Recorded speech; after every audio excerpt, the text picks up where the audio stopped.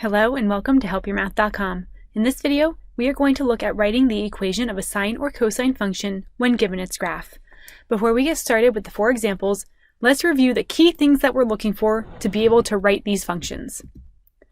So our goal is to put it in this form, a times the function of bx minus c plus d.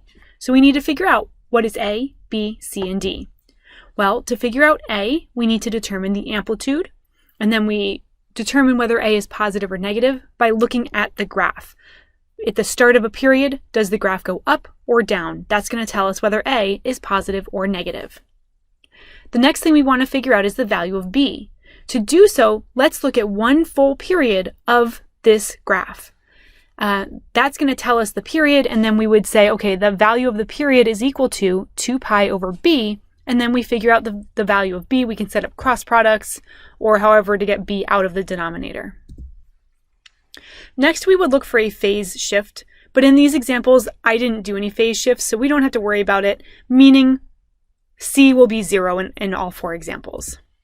And then the last thing we look for is that midline. The midline is going to help us determine the value of d. Okay, so let's get started.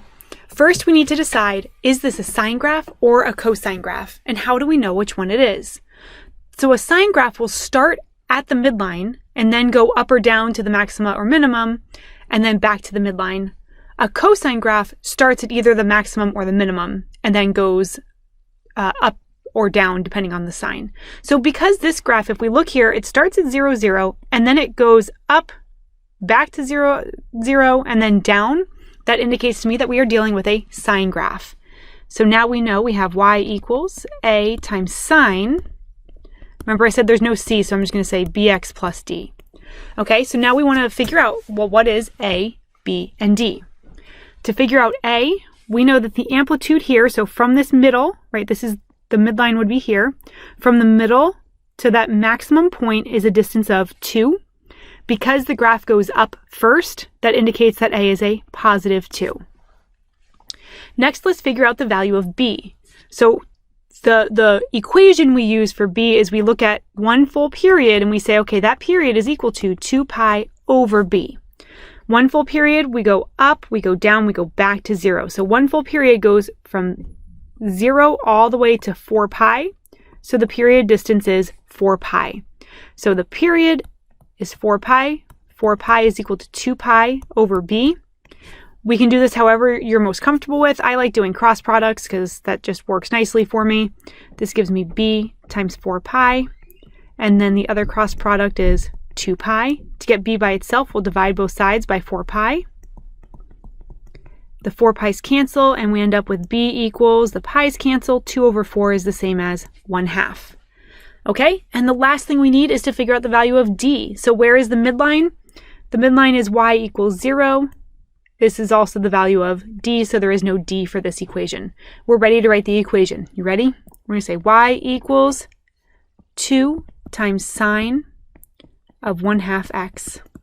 You could also write this as x over 2. It doesn't matter. Either one's fine, but there's the equation of the sine graph.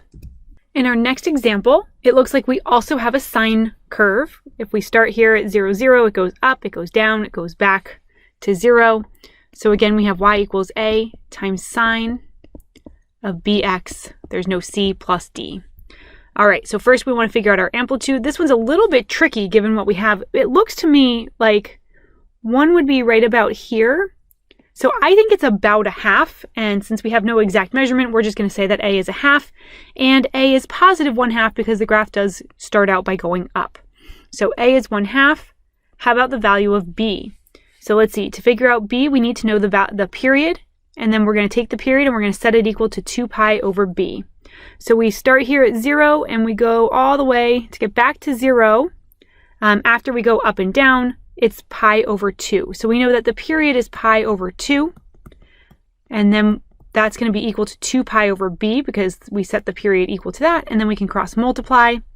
I get b times pi is equal to 4 times pi. I divide both sides by pi to get b by itself. And it looks like b is equal to 4.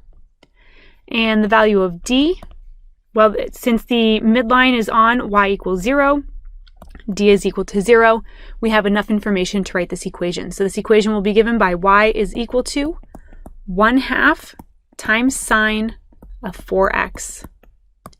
Not so bad, right? Let's look at two more examples. In this example, it looks like we're dealing with a cosine graph. We're starting at the top at 0, and then we go down, and then we go back to the top. So we're going to say y is equal to a times cosine of bx. There's no c because I said there wouldn't be any c's, and there's no d either because I can see from here the midline is 0, so d will equal 0. So we need to figure out the values of a and b. If we look at the amplitude, we're starting at the top. To get to the midline, it looks like the top is hitting at 1, right? That looks like it's halfway between 0 and 2. And because it's starting at the top, that indicates that a is positive. So we would have positive 1 for a. And then for b, remember how we figure out b? 1 period is equal to 2 pi over b. Now, there's a problem with this graph. If we go over 1 period, so it's getting back up to the top up here, that's not evenly on the grid. So we're going to see if maybe we can figure out 2 periods or 3 periods. We're going to figure out a specific number of integer periods to help us figure out what the value of b is. So let's see. So 1 is no good. This one's no good either. Aha. The third period, right? So 1, 2, 3. 3 periods are 2 pi. So 3 periods is equal to 2 pi. So what I want to do is we have two options here. Because I'm trying to solve for period, I can divide both sides by 3. Aha, so this tells me that 1 period was 2 pi over 3. That was a little bit tricky to see with this graph.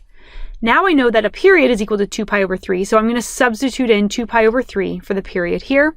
I'm going to get 2 pi over 3 for my period is equal to 2 pi over b, and I don't have to do much math, right? Since the numerators match, the denominators also have to equal each other.